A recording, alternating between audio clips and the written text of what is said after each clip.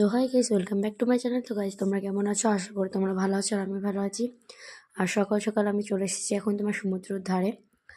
আর সমুদ্রের ধারে আমার ননদরা আসলো বলে আমি আসলাম। আমি বললাম ঠিক আছে, তাহলে আমিও যাবো। ওরা হাসতে দেখো হ্যাঁ করে। আর ওরা এখন পিক তুলছে। ওরা তুলিনি, মানে প্রথম দিনকার দ্বিতীয় দিনকার তুলছে।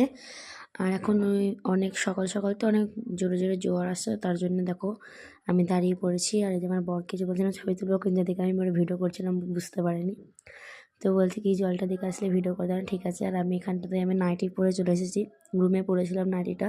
আমি নাইটি পরে চলে এসেছি, তো ওই নাইটিটা পরেই ভিডিও করছিলাম।